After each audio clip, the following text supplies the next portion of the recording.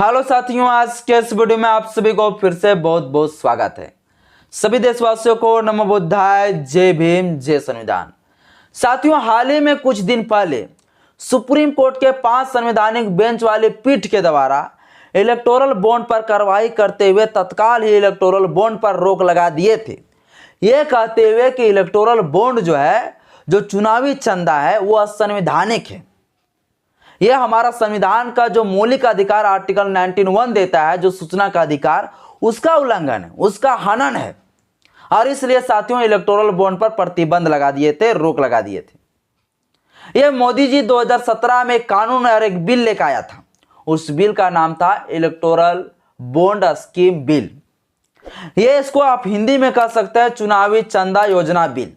यह 2017 में मोदी जी बिल लेकर आया। क्यों लेकर आया? क्योंकि मोदी जी को पहले भी चंदा जो मिलते थे, वो चंदा मिलते थे एक थैली के माध्यम से या तो अकाउंट के माध्यम से। भारतीय जनता पार्टी को चाहे किसी को भी दान देना होता था तो ऐसा ही दे देते थे, मतलब थैली दे देते थे, या तो फिर जाके उसे हाथे में दे देते थे या अकाउंट में ट्रांसफर कर देते थे। तो मोदी जी को लगने लगा कि भैया, इस तरह से अगर हम चुनावी चंदा लेंगे भारतीय जनता पार्टी को मजबूत करने के लिए, अपना आप को मजबूत करने के लिए, तो ऐसे में हमको जेल भी जाना पड़ सकता है, ऐसे हम पकड़ा सकते हैं। तो ये धंधा ठीक नहीं है। अब इस धंधे को अब नए तरीके से हम पैसा लेंगे। अब इसके लिए इलेक्टोरल बॉन्ड स्कीम बिल लेकर आया और 2018 में कानून बन गया, पूरा 2018 में लागू भी हो गया। अब मोदी जी को फिर चंदा मिलना शुरू हो गया। अब ये मोदी जी का जो चंदा मिलने का जो शुरू होने का जो तरीका था वह अलग ढंग से था। क्या था? उस बिल में लिखा गया था, उस कानून में लिखा गया था कि यदि आप मुझे चंदा देना चाहते हैं भारतीय जनता पार्टी को, तो आप चले जाइए एसबीआई। यानी मोदी जी ने सबसे बड़ा मोहरा और सबसे बड़ा शिकार बनाया एसबीआई को, यानी स्टेट बैंक ऑफ इंडिया को। कहा पे? स्टेट बैंक ऑफ इंडिया चले जाइए। यानी जो भी उद्योगपति वाले, जो भी बिजनेसमैन व्यक्ति हो, जो भारतीय जनता पार्टी को दान देना चाहते, चले जाइए एसबीआई। और एसबीआई में जाने के बाद वहां पर एक इलेक्टोरल बॉन्ड के तरीके से चेक के माध्यम से आप मुझे दान दे दीजिए।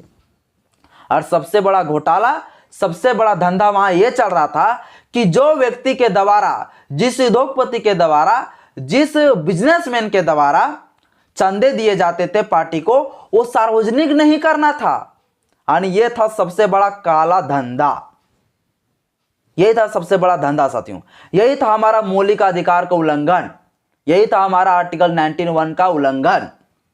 जो आर्टिकल 19(1) ये सूचना का अधिकार मुझे देता है जानने का, लेकिन हम लोग नहीं जान सकते हैं।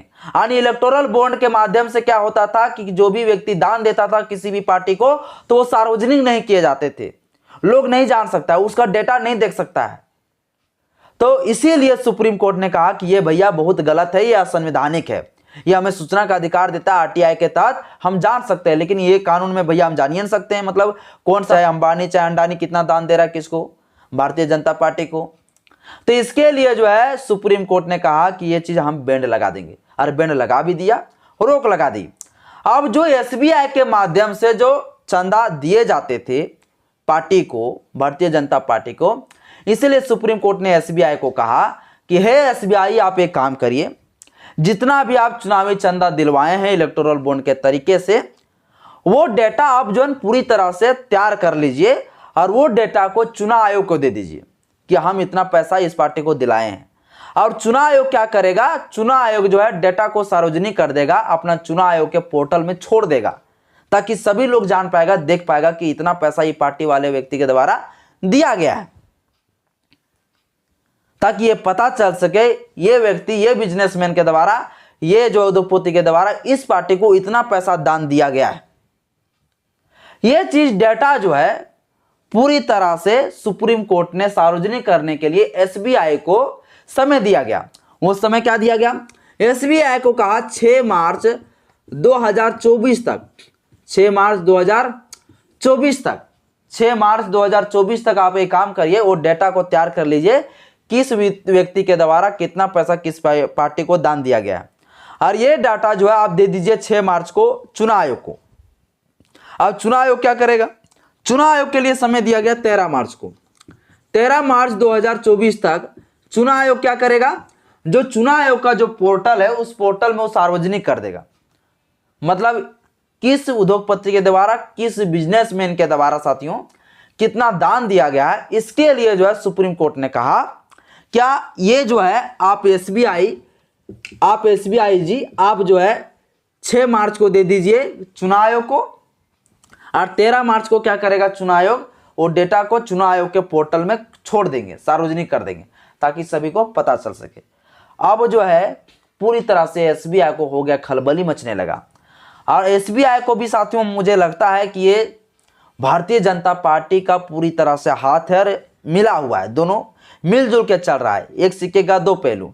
अब जो है एसबीआई कह रहा है कि मुझे जो है आप जो समय दिए हैं 6 मार्च का, वो 6 मार्च का समय को हम जो है ये डेटा को पूरा नहीं दे सकते हैं, हमको चाहिए पूरा तरह से 30 जून तक समय, यानी 30 जून तक समय मांग रहा है। 30 जून तक सुप्रीम कोर्ट ने कहा कि मुझे बेवकूफ बनाने चले हो, 30 जून तक पूरी तरह से जो है 30 जून तक जो है लोकसभा का चुनाव खत्म हो जाएगा, तब तुम जो है बाद में जो है मुझे ये डेटा देके क्या उखाड़ोगे, क्या पूछोगे हैं? तो मुझे जो है 6 मार्च को ही चाहिए। अब 6 मार्च आज है, नहीं दिया होगा 100%। यानी यहां पर साथियों मोदी जी के साथ पूरा मिल मिलावट है, इसमें कोई शक नहीं है। जो मोदी जी चाहते हैं वैसा होने वाला तो नहीं है, सुप्रीम कोर्ट इसके पीछे पड़ चुका है। ये डेटा तो लेके ही रहेगा, और ये डेटा जो है मान के चलिए लोकसभा चुनाव होने से पहले ही डेटा ले लेंगे। ये तो डायरेक्ट सुप्रीम कोर्ट ने कह दिया कि 30 जून तक आप समय जो मांग रहे हैं, ये 30 जून तक तो लोकसभा चुनाव भी खत्म हो जाएगा, तो हम क्या करेंगे, क्या है? मुझे 30 जून तक कोई समय आपको नहीं देना है, आप जो है बहुत जल्द जो है इस डेटा को आप दीजिए। और ये चुनाव आयोग के पास साथियों एसबीआई पिटीशन लेके पहुंच गया कि मुझे 30 जून तक समय चाहिए, क्योंकि मोदी जी मुझे जहां तक लगता है कि उसे पूरी तरह से बहलाया होगा, फुसलाया होगा कि एसबीआई जी किसी तरह से जो आप टाल के रखिए, पिटीशन लेके जाइए सुप्रीम कोर्ट, कम से कम जो राहत मेरा बचेगा। और अभी अगर ये डेटा अगर खुलासा हो गया तो मोदी जी तो हार जाएंगे, लोग उसको तो फिर काला धन वाला में उसका नंबर 1 में लिस्ट में आ जाएगा। यानी पूरी तरह से जो धंधा मोदी जी के बीच में जो चल रहा था, ये भारतीय जनता पार्टी के बीच में जो धंधा चल रहा था, ये धंधा का खुलासा हो जाएगा। ये धंधा का खुलासा ना हो जाए, इसलिए जहां तक मुझे लगता है साथियों कि भारतीय जनता पार्टी के लोग, ये मोदी जी के द्वारा ये प्रेशर बनाया गया होगा एसबीआई के तरफ कि आप जो है इस डेटा को कुछ दिन के लिए टालने का प्रयास करो, जब तक जो है लोकसभा का चुनाव खत्म ना हो जाए। अगर लोकसभा का चुनाव से पहले अगर ये डेटा आ जाएगा तो मुझे इसके लिए खामियाजा बहुत बड़ा भुगतना पड़ेगा। ये बिल मोदी जी क्यों लेकर आया था? क्योंकि मोदी जी का कहना था जितना उद्योगपति है, जितना भी बिजनेसमैन वाला है, वो सभी लोग मुझे धंधा देंगे, सभी लोग मुझे चंदा देंगे, इसके बाद हम क्या करेंगे, इसके लिए मुझे रेलवे बेचना पड़े, इसके लिए मुझे एयरलाइन बेचना पड़े, एलआईसी बेचना पड़े, चाहे सरकार के जो भी सारे संपत्ति सब बेचना पड़े, अगर देना पड़े किसी भी उद्योगपति को तो मैं दे दूंगा। और वही बेचते जा रहे हैं। और ये चाहता है मोदी जी इसी तरह से इस देश में चलता रहे, ये चुनावी चंदा चलता रहे। और इसलिए जो है एसबीआई को कहा कि आप मतलब जो है अभी ये डेटा मत दीजिए, वरना मेरा पोल खोल जाएगा, मेरा जो काला जो करतूत है वो खुल जाएगा। और एसबीआई लेके बहाना लेके चले गए सुप्रीम कोर्ट और कहा मुझे अभी डेटा नहीं देना है और हम नहीं दे पाएंगे, क्योंकि जो है काफ़ी हमको डेटा निकालना है और काफ़ी डेटा निकालने में जो है हमें समय लग जाएगा, काफ़ी हमको समय चाहिए, इसलिए 30 जून तक समय मांगा था।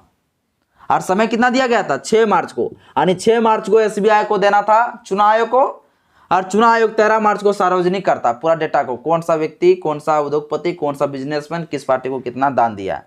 जहां तक पता चल रहा साथियों कि 12,000